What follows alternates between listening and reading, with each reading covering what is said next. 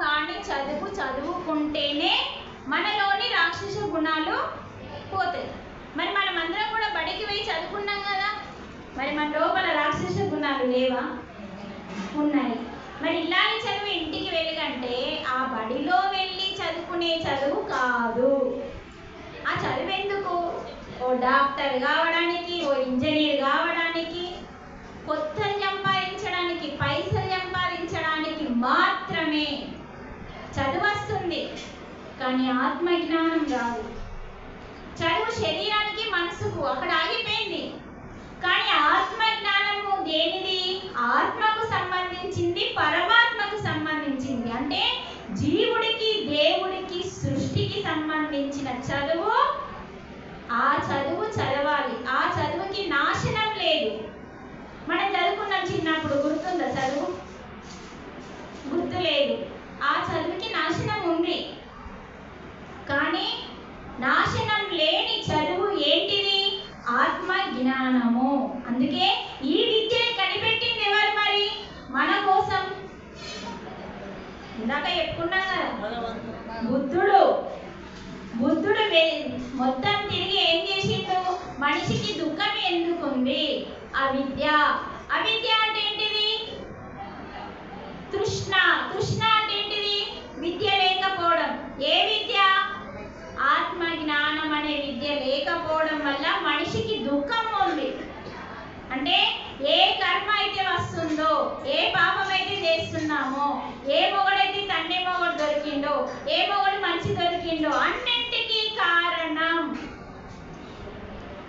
నేనే అని తెలుసుకోవడమే ఆత్మజ్ఞానం. కానీ మనం ఏమనుకుంటున్నాం? మా అమ్మ నాన్న మంచి సంబంధం చూడలే, వాళ్ళ అమ్మ నాన్న మంచి సంబంధం చూసిండు, ఆడ మంచి మోడ దొరికింది, ఇక్కడ నాకు అందుకే మంచి మోడ దొరికాయి.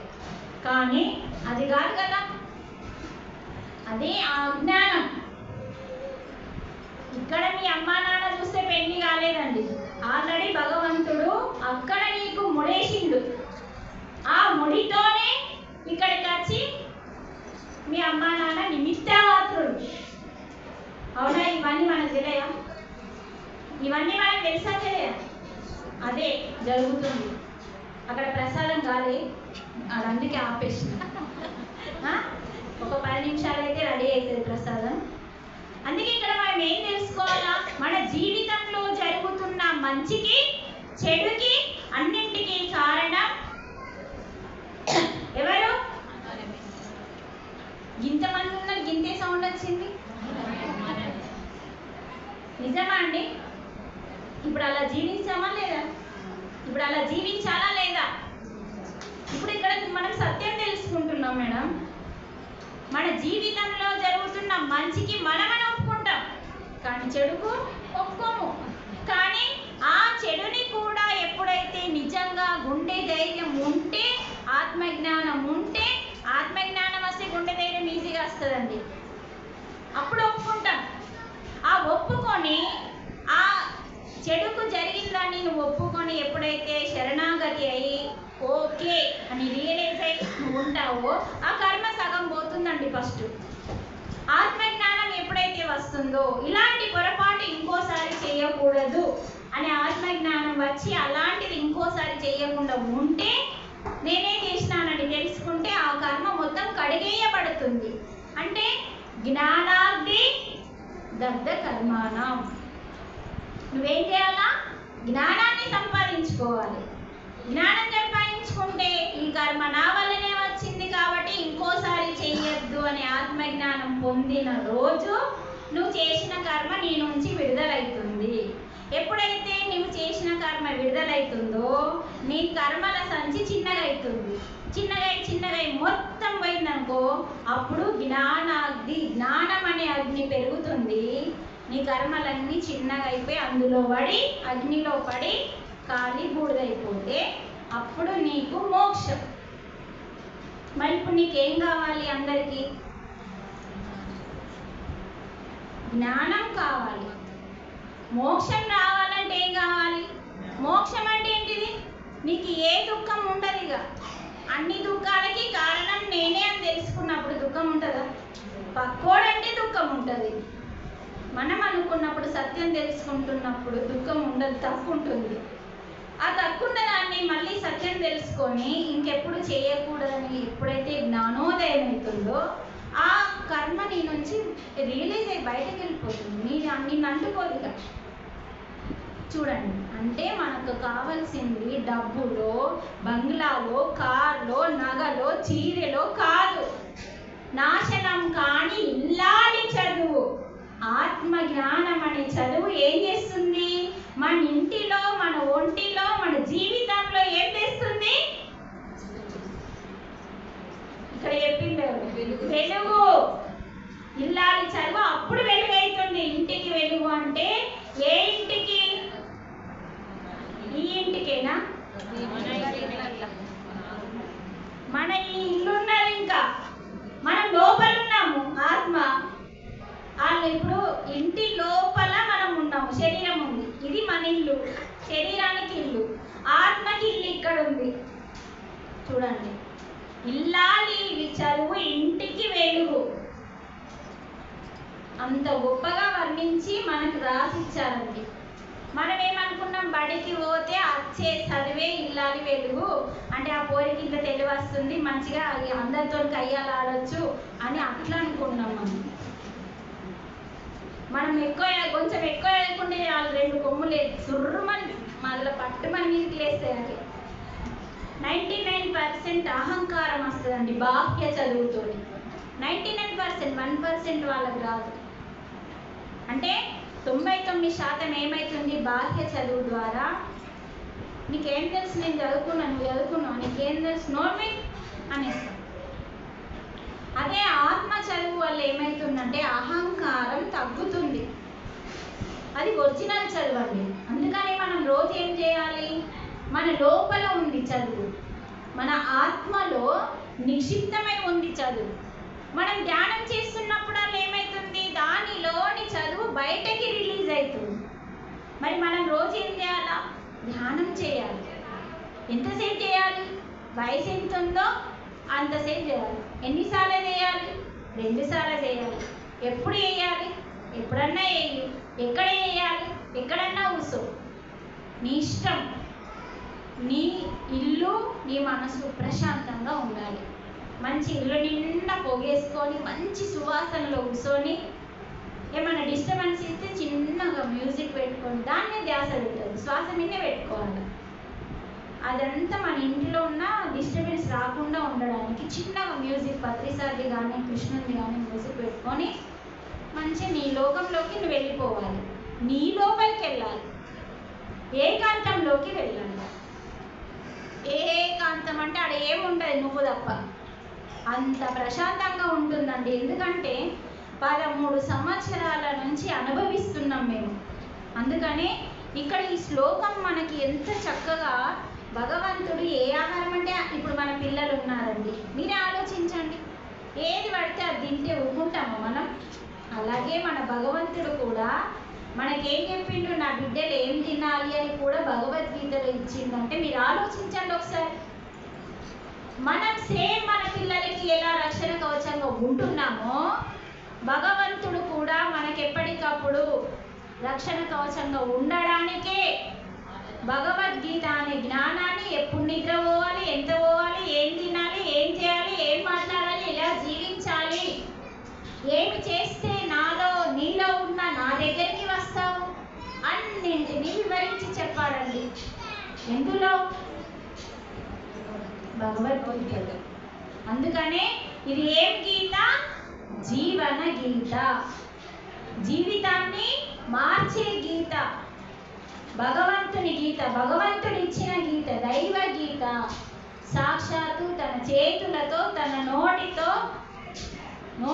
చెప్పి తన చేతులతో రాసి ఇచ్చిన గీత భగవద్గీత.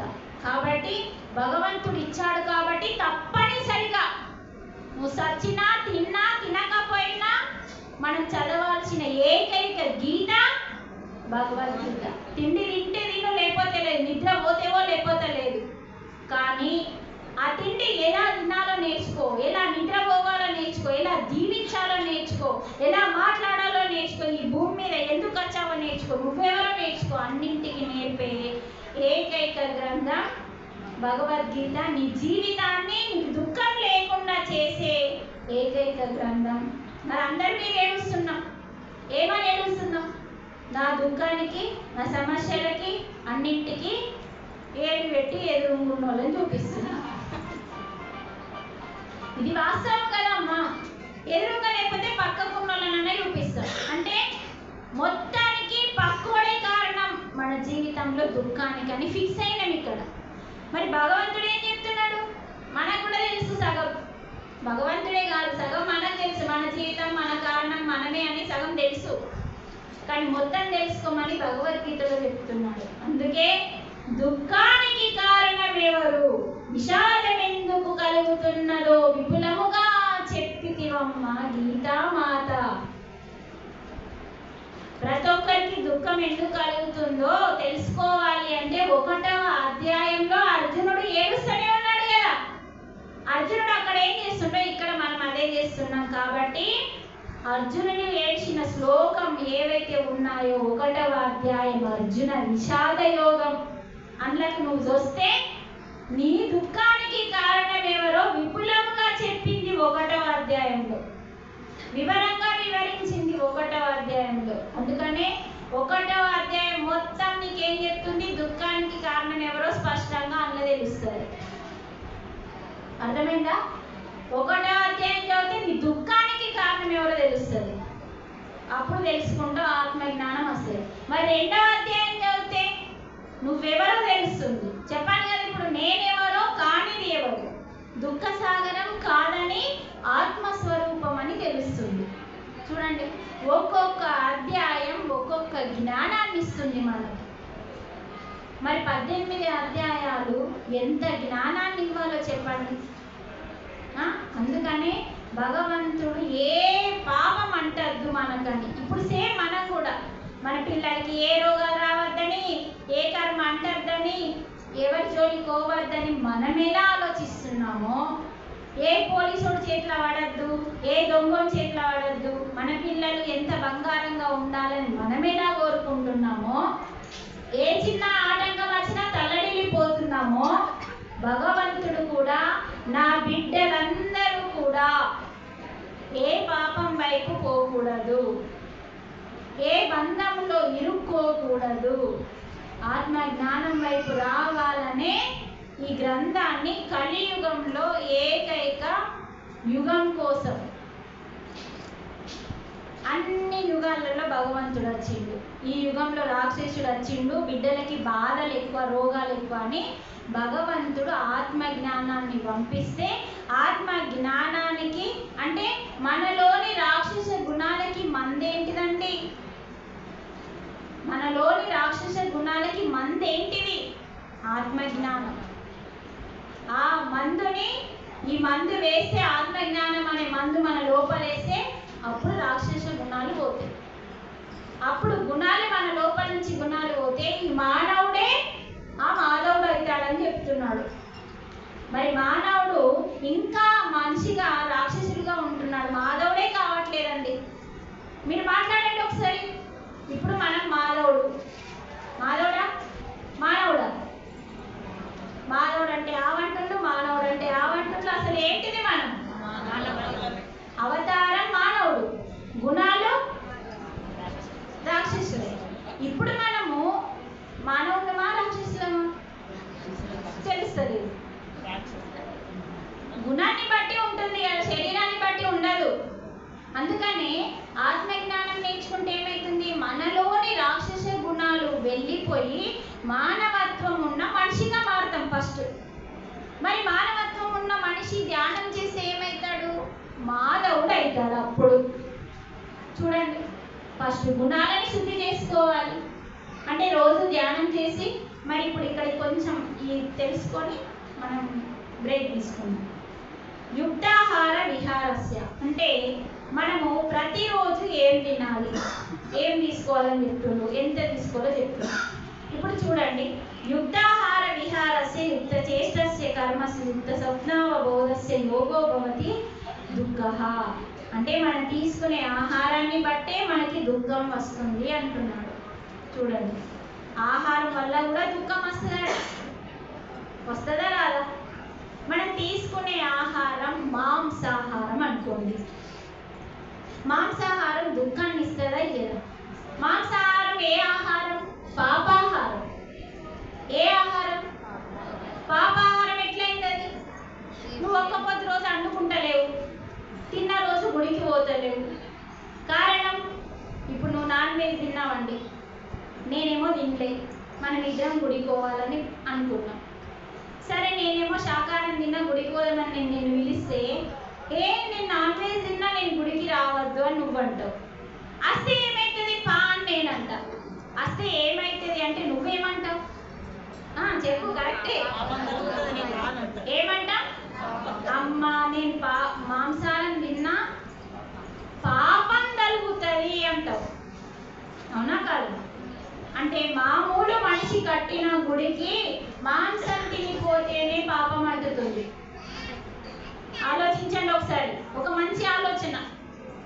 గుడి కట్టింది దేవుడు కాదు, మనిషి. గుళ్ళో విగ్రహం తయారు చేసింది మనిషే. కానీ మస్తు పవిత్రంగా చూసుకుంటాం, ఎందుకంటే భగవంతుని ప్రతిరూపం ఉందని పవిత్రంగా చూసుకుంటాం.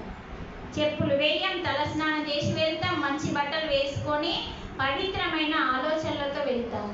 మరి అంతగా పవిత్రంగా ఆలోచించిన మనము, అంతగా చూసుకుంటున్న మనము మాంసం తిని పోవద్దని తెలుసు కాబట్టి, పోతే పాపం అని తెలుసు కాబట్టి పోతలేదు. అంటే మనము దేవుని దగ్గరికి వెళ్తే మాంసాహారం తినద్దు అంటే తిన్నది పాపం కాబట్టి, మరి తిన్న ఆహారం పాపాహారమే కదా. మరి అది ఒక్క పొద్దు రోజు అండుకోవట్లేదు. ఒక్క పొద్దు రోజు ముక్కలు తినే వాళ్ళు ఎవరైనా ఉన్నారా? సోమవారం, మంగళవారం, లేకపోతే ఇంకా శనివారం, గురువారం ఒక్క పొద్దులు ఉంటాం, ఆ రోజు అండుకోము. అంటే మనం తినే ఆహారం పాపాహారం కాబట్టి గుడికి వెళ్తే పాపం కలుగుతుంది అంటున్నాం. అది మామూలు మనిషి చేసింది, ఇదేమో దేవుడు చేసింది. ఇలా తీసుకపోయి ఆ పాపాహారాన్ని ఇక్కడ పెడుతుంది. ఈ పాపం వల్ల మనకి దుఃఖం కలుగుతుంది. మన పాపమే మనకి రోగం. ఆ రోగం వల్ల ఏమొస్తుంది? దుఃఖం వస్తుంది అంటున్నాడు.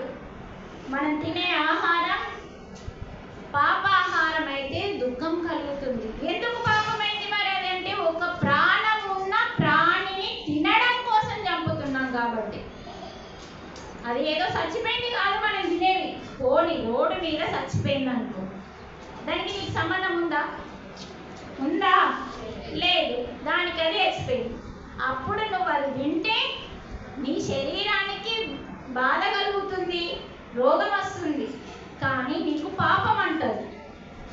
కానీ నువ్వు ఒక జీవిని దేవుడి పేరుతో బలిచ్చి గొర్ర గుంజుకొచ్చి హింస చేసి చంపి తింటున్నావు కాబట్టి, నువ్వేమో దేవుడు తింటాడు దేవుని కోసం. దేవుడు తింటే మనం పెట్టలేమండి, పెట్టే స్థితిలో మనం ఉండము.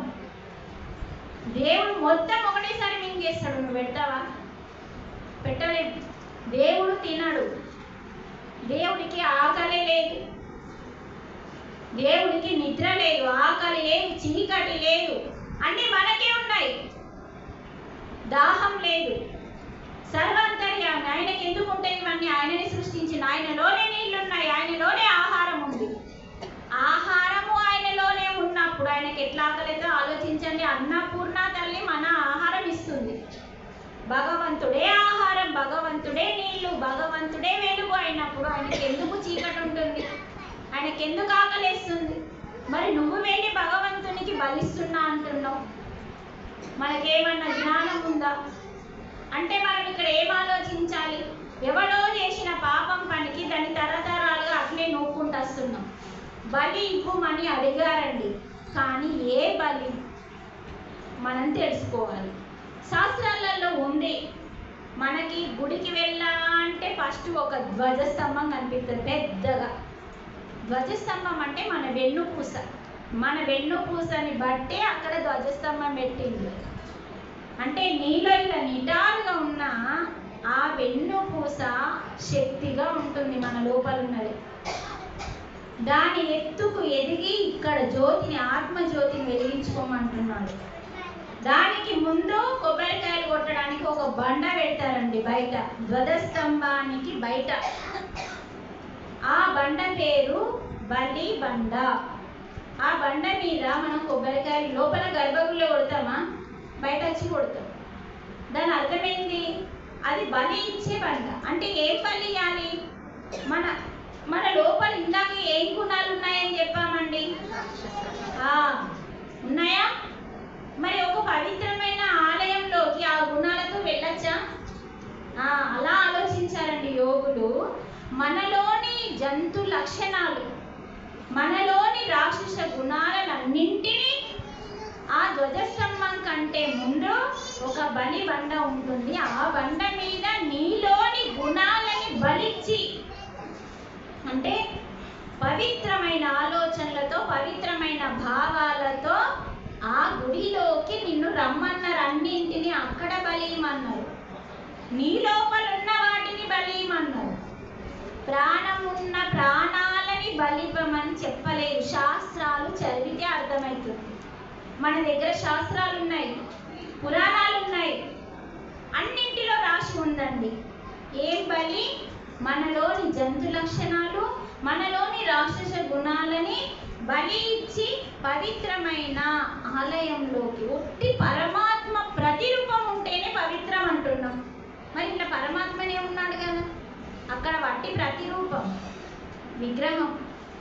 ఇప్పుడు అద్దంలో నా విగ్రహం కనబడుతుంది. మీరు దేనికి ఇంపార్టెంట్ ఇస్తారు? ఇక్కడ ఉన్నదానికి ఇస్తారా, అద్దంలో ఉన్నదానికి ఇస్తారా? చెప్పండి.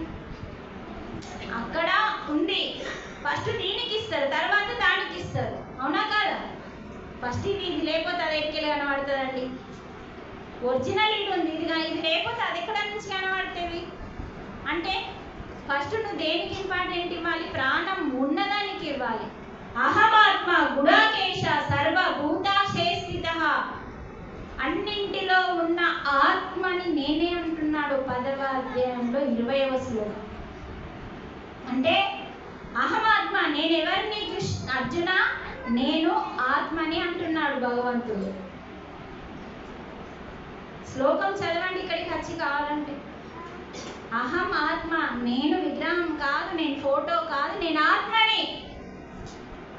ఆత్మకి ఏముంది? ప్రాణం ఉంది, దానికి సావు లేదు. ఆత్మకి, శరీరానికి సావు ఉంది, మరణం ఉంది, కానీ ఆత్మకి నిత్యమైంది, సత్యమైంది, శక్తివంతమైంది, ఎప్పటికీ ఉండేది సత్యం. అగ్నిలో కాలదు, వర్షంలో తడవదు, ఏది కూడా దానికి అడ్డం రాదు, గోడలకెళ్ళి కూడా బయటకు వెళ్తుంది. అంటే ఆత్మ శాశ్వతం. అది నేను అంటున్నాడు భగవంతుడు. ఆ ఆత్మని నేను అన్నింటిలో సర్వభూతాశయస్థితః. ఈ ఒక్క పదం ఎంత గొప్పదండి. సర్వం అంటే ఈ లోకంలో ఉన్న అన్ని ప్రాణులలో ఆత్మగా మీ హృదయంలో అంటున్నాడు. మళ్ళా ఇంతకన్నా గొప్పగా ఇంకా భగవంతుడు దిగచ్చి ఎలా చెప్తాడండి? మనకు అసలు ఏమీ లేదు. ఎందుకంటే మన అమ్మ నాన్న నేర్పలే, మన తప్పేమీ లేదు. ఇక్కడ చిన్నప్పటి నుంచి మనకు నేర్పాల్సింది అమ్మ, నెక్స్ట్ నాన్న, తర్వాత గురువు. ఇంతమందిని దేవుళ్ళగా ఇచ్చిండు మనకి. ఎవరు నేర్పకపోతే మనకెడికి వెళ్ళి వస్తుంది? అందుకే భూమి మీదకి గురువులు వస్తున్నారు. ఆ గురువులు మాలాంటి వాళ్ళని తయారు చేస్తున్నారు. మేమందరం ఊర్లు పట్టుకొని తిరుగుతున్నాం మనందరి కోసం. అంటే అన్ని హృదయాల్లో ఆత్మ, వారి ప్రాణమే నేను అంటున్నాడు. అంటే ఇప్పుడు నాలో ఉన్న ప్రాణం, నీలో ఉన్న ప్రాణం మొత్తం ఆత్మ. ఆ ఆత్మని నేనే, ఆత్మకి నాశనం లేదు. అలాంటి ఆత్మ నీలో ఉంది. మరి అలాంటి దేవుడు నీలో ఉంటే సచ్చిన శవాన్ని చంపి మరీ పెట్టుకుంటున్నాం మన లోపల. కోడిని కావాలని చంపుతున్నామండి. ఇప్పుడు మీరు గోసభకి బలిస్తారు. బ్రహ్మం గారు అడిగిన ప్రశ్న ఏంటంటే, ప్రాణం లేని బొమ్మకి ఓ పెదకాపు ప్రాణం ఉన్నదాన్ని బలిస్తున్నావు, ఆలోచించు అన్నాడు. బ్రహ్మం గారు అడిగిన ప్రశ్న. పెదకాపులే కదా కోపించేది, ఊరు పెద అంటే కాపు దాంట్లో పెద్ద ఆయన అడిగిండు. అప్పుడు ఆయన కోపంకి వస్తే, దేవికి కోపం వస్తే ఏం చేస్తావయ్యా అంటే, నన్ను నేను బలిచ్చుకుంటా అన్నాడు బ్రహ్మం గారు. మరి అప్పుడు ఏం చేసిండు ఆయన? పోలేదు, తల్లిని పిలిచిండు. వచ్చిందా లేదా? వచ్చిందా? ఎంతమందికి తెలుసు వచ్చిందని? అందరికీ తెలుసు. అంటే ఆయన ఎంత శక్తివంతుడు చెప్పండి. మరి ఆయన ఏం చెప్పిండు? ప్రాణము లేని బొమ్మ విగ్రహానికి మనం ప్రాణం పోస్తున్నాము కాబట్టి, మరి ఇందులో ప్రాణం పోసింది ఆ భగవంతుడు కాబట్టి, భగవంతుడు ప్రాణం పోసిన ప్రాణికి మనం విలువివ్వాలి అంటున్నాడు. అందుకని ఏ మూగ జీవులని బలి ఇచ్చి మనం తినకూడదు. తింటే అది దుఃఖము, పాపము, రోగము. మరి ఈ ఆహారం మనం మాంసాహారం తినకూడదు. సరే, మరి మీరు ఆలోచించండి. మీ నెత్తికి వెంట్రుకలు ఉన్నాయి, కట్ చేస్తాం, నొప్పి వస్తుందా అండి? గోర్లు ఉన్నాయి, కట్ చేస్తాం, నొప్పి వస్తుందా? రాదు. ఇప్పుడు మనకి ఇక్కడ వాళ్ళు ఏం వంట చేసిందండి? శాకాహారం వంట చేసింది. శాకాహారం అంటే ఏంటిది? కూరగాయల భోజనం. కూరగాయలన్నీ ఎక్కడి నుంచి వస్తున్నాయి మనకి? చెట్ల నుంచి. భూమి నుంచే కాదు, పంచభూతాల నుంచి. అంటే మీరు ఆలోచించండి, పంచభూతాలు ఎవరండి? దేవుళ్ళు. పంచభూతాలకి ఎంత శక్తి ఉంటుందో చెప్పండి. అంటే ప్రతి కూరగాయ పండాలంటే పంచభూతాల శక్తి లేకుంటే ఆహారం పండదు. మనం తినే ఆహారం ఎంత శక్తివంతమో ఆలోచించండి. శాకాహారం, కూరగాయల భోజనానికి 5 దేవతల శక్తి ద్వారా వస్తుంది. అది ఏమైతుంది? భగవంతుని శక్తి. అంటే భగవంతుడు అమృతం తాగిండు కదా, మరి కూరగాయల భోజనం ఏమవుతుంది? అమృతం అవుతుందా కదా? అమృతం తాగిన శక్తితో పండినప్పుడు ఆహారం ఏమవుతుంది? అదే చెప్తుండే ఇక్కడ. చనిపోయిందేమో విషాహారం, ప్రాణం లేదు. అప్పుడు బ్యాక్టీరియా పట్టుకుంటుంది. బ్యాక్టీరియా పట్టుకొని ఆ చీమలు, దోమలు కొన్ని రోజులు ఉంచుకొని పోనీ ఏ వాళ్ళు మనోళ్ళ దగ్గర వాళ్ళు ఇష్టం ఉన్నో చచ్చిపోయినట్టు మన ఇంట్లోనే ఉంచుకోండి. ఉంచుకుంటామా? ఎందుకు ఉంచుకోము? నీకు ఇష్టమే కదా. ఎందుకు ఉంచుకోము? అందరికీ తెలుసు. వాసన పడుతుంది. అది ఎందుకు వాసన పడుతుంది? దాని చుట్టూరుగా ప్రాణం లేదు, అంటే జీవం లేదు. జీవం లేని ప్రతి దానికి బ్యాక్టీరియా, పురుగులు తయారవుతాయి. అప్పుడు అటువంటి బ్యాక్టీరియా పట్టిన మాంసాన్ని మనం తింటున్నాం కాబట్టి అది విషాహారం.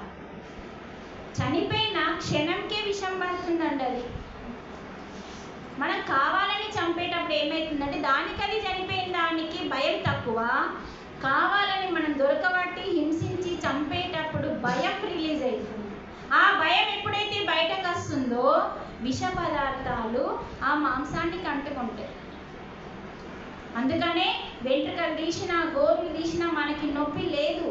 అలాగే టమాటాలు ఎంపితే చెట్టుకు నొప్పి, పీకలు కోస్తే, మేకని కోస్తే నొప్పి వస్తుంది, టమాటాని కోస్తే. అందుకే పెట్టిండు టమాటాని తినమని. ఎందుకంటే చెట్టుని చంపట్లేదు మనం, చెట్టుని వేర్ల నుంచి పీకట్లేదు మనం, చెట్టుకు వచ్చిన కొమ్మని పీకట్లేదు మనం, ఆ కొమ్మకు వచ్చిన టమాటా, వంకాయలని తెంపుకుంటున్నాం. అంటే దానికి నొప్పి లేదు. టమాటా తెంపినాం, మళ్ళా వస్తాయా? వస్తాయా? పీకలు వస్తాయా? పీక వస్తే రక్తం వస్తుంది, దుఃఖం వస్తుంది. ఎందుకంటే మనలాగా అది సంసారం చేస్తుంది. రక్తం ఉంది, బాధ, కన్నీళ్ళు. అంటే అవయవాలు ఉన్న ప్రతి దానికి బాధ ఉంటుంది, రక్తం ఉంటుంది. టమాటాకి నీళ్ళు ఉంటాయండి, రక్తం ఉండదు. అదే నువ్వు ఒక్క పొద్దున తినవు కదా టమాటా, రక్తం ఉంటే. అంటే టమాటా తెంపితే నొప్పి లేదు కాబట్టి తినచ్చు. ఒకవేళ తెంపితే మళ్ళీ వస్తుంది కాబట్టి తినచ్చు. అది అమృత ఆహారం, భగవంతుని శక్తితో పండింది అమృత ఆహారం. ఏ ఆహారం అయితే అమృత ఆహారం వేస్తున్నామో అమృత గుణాలు బయటకు వస్తాయి. విషం వేస్తే విషం గుణాలు వస్తాయి. అందుకనే మనం తినే ఆహారం సాత్వికమైన శాకాహారం యుక్తంగా ఉండాలి. అంటే కొంచెం తినాలి. చూడండి, ఆకలి అయిందనుకో, ఇప్పుడు మీకు బాగా ఆకలి అవుతుందో ఒకసారి చేతిలో పడతాను. పర్వాలేదు, నేను ఒక విషయం చెప్పడానికి. అబ్బా ఆకలైందా? సారీ తల్లి. నిమిషాలు. అంటే ఆకలి అయితే తినన్నా, టైం అయిందని తినన్నా. అందరికి మళ్ళా తెలుసు, తెలంగాణ లోలు ఉండరు. కాకపోతే మళ్ళీ ఏం చేస్తామంటే ఇంట్లో ఆకలి అయితే తిన్నాం, టైం అయితే తింటాం. అవునా కదా? మాట్లాడండి. మరి ఇప్పుడు మనం చెప్పేది ఒకటి, చేసేది ఒకటి. మరి దీన్ని పాపకరం అంటారా కన్నారా? ఇప్పుడు నీ కడుపులో ఆకలి లేదు, నువ్వు అన్నం వేసినావు, మరి నీ ప్రేగులకు ఇబ్బందా కాదా? అంటే ఒకరిని ఇబ్బంది పెట్టడం పాపమా కాదా? ప్రేగులు కూడా ప్రాణం ఉంటేనే నీ లోపల ఆహారాన్ని అరిగిస్తుంది, శక్తి ఉంటేనే. నువ్వేమనుకుంటావు? నా శరీరం నీ పెరికలు కావాలి. భగవంతుడు నీ కోసం సేవ చేయడానికి పెట్టిన ఇంద్రియాలు ఇవి. వీటిని కంటికి రెప్పలా కాపాడుకునే బాధ్యత మనది. అవునా కాదు? అందుకని భగవంతుడు ఏం చెప్పిందంటే ఆకలి అయితే తినమన్నాడు, టైం అయితే కాదు. మనం పొరపాట్లు చేస్తున్నాం కదమ్మా. ఇగో మనం చేయకపోవాలా, టైం అయింది తింటాం, కానీ రాంగ్ అది. కానీ మనం ఎప్పుడు ఆకలి అయితే కొంచెం ఆగాల, కొంచెం అయింది ఆకలి, కొంచెం ఆగాల. బాగా ఆకలి అయితే అప్పుడు తినమని చెప్పింది. కొంచెమైనా సుఖ తినద్దట. ఎంత గొప్పగా వర్ణించాడో చెప్పండి. కొంచెమైతే మరి ఎందుకు తినద్దు మేడం? దిక్కులు చూసుకుంటూ తింటాం, ఫోన్ చూసుకుంటూ తింటాం, టీవీ చూసుకుంటూ తింటాం, ముచ్చట్లు పెట్టుకుంటూ తింటాం, ఆలోచించుకుంటూ తింటాం. అది బాగా ఆకలైందనుకో కదా. చూడండి భగవంతుడు ఎంత లోతులోకి ఆలోచించిందంటే ఆకలి ఎలా ఉండాలంటే నక్క నక్క ఇట్లా విపరీతంగా, ఇంకా తినకపోతే అయిపోతుందేమో అన్నట్టుగా ఆకలి వేస్తే, అంటే ఎలా తింటామంటే ఆహారము శక్తినివ్వాలి. మరి ఆహారం శక్తినివ్వాలంటే నీ ధ్యాస చెత్త మీద ఉంటే, ఆహారం మీద లేకపోతే శక్తి నేడికెళ్ళి వస్తుంది? అయితే టీవీ, అయితే ఫోను, లేకపోతే ముచ్చట్లు. అప్పుడు శక్తి ఎలా వస్తుంది? ఆహారము అన్నమయ కోశానికి, అన్నమయ శరీరానికి శక్తినిస్తుంది. అందులో ఉన్న జీవకణాలు వేడి వేడి భోజనం అందిండు. ఆ వేడి వేడి భోజనంలో మన శరీరానికి శక్తి ఇచ్చే జీవ కణాలు ఉన్నాయండి. అప్పుడు అది తింటే ఏమవుతుంది? మన శరీరానికి పోషణ వస్తుంది. ధ్యాస లేకుండా తింటే అన్నపూర్ణ తల్లి అన్నంలో ఉండి చూస్తుంది మనల్ని. చూస్తుందా చూడదా? అందుకే కళ్ళకు అద్దుకొని అన్నపూర్ణ తల్లిని కళ్ళకు అద్దుకొని, అంటే అందులో అమ్మవారు ఉన్నారు. అంటే మనం ఎలా తినాలి? ఆకలి ఎక్కువగా ఉంటేనే అన్నం తినాలి అని చెప్పిండు. అప్పుడు ఫస్ట్ ఏం చెప్పిండు? ఆకలి ఎక్కువగా ఉంటే తినాలి. మరి ఎంత తినాలి? మళ్ళీ అది కూడా చెప్పిండు. ఎంత తినాలి? పొట్ట వలిపోయేటట్టు తినకుండా, అబ్బా కమ్మగా అయిందని ఒక బుక్క ఎక్క తిన్నామని నోట్లోకి వెళ్ళి రావద్దు. అంటే ఇంకా 2 బుక్కలు పడుతుంది అనంగా స్టాప్. అంటే ఎందుకు స్టాప్ చేయాలో చెప్పండి. 2 బుక్కలు పడతానంగా ఎందుకు మేడం ఆపేసినావు? ఆ 2 బుక్కలు తిననీయో అన్నావు అనుకో, మరి అన్నం ఏం కావాలా? జీర్ణం కావాలి కదా. గిర్ర గిర్ర తిరగడానికి సందు ఉండన్నా వద్దా? స్థలం ఉండన్నా వద్దా? ఆలోచించండి. ఇది జోక్ కాదండి. మీరు నవ్వుతారు, కొంచెం బోర్ కొట్టద్దని అట్లా ఎదుగుతున్నా, కానీ వాస్తవాలు ఇవన్నీ. బగ్గ తిన్నామనుకో, అంటే మన లోపల ఆహారం జీర్ణం కావడానికి స్థలం లేక అది గ్యాస్ తయారవుతుంది. ఆహారం అరిగేటప్పుడు గ్యాస్ తయారవుతుంది. మరి ఆహారం అరగకపోతే రక్తం రాదు, మీ శరీరానికి శక్తి రాదు. అందుకనే ఆహారం కొంచెం తక్కువ తింటే, స్థలం ఉంటే అప్పుడు అది తిరగడానికి, అన్నం తిరగడానికి స్థలం. అందుకే గుడి చుట్టూరుగా, గర్భగుడి చుట్టూరుగా తిరగడానికి స్థలం ఉంచినట్టు, మనం గుడి చుట్టూరుగా తిరగడానికి స్థలం ఉంచినట్టు మన లోపల ఆహారం తిరగడానికి ప్రేగులలో స్థలం ఉంచాలి. అందుకనే ఆహారం ఎంత తినాలి? మితంగా. ఎక్కువ తినద్దు, తక్కువ తినద్దు. ఇప్పుడు రేపటి నుంచి పల్లెం ముందడికి రాగానే మేడం గుర్తు రావాలి. మితంగా తినాలి. సరే, మరీ తక్కువ తింటే కూడా పని చేయలేదు. ఎక్కువ తినద్దు, తక్కువ. రెండవది ఏంటిది? ఎక్కువ ఆకలి అయినప్పుడే తిన్నాము. ఏం తినాలి?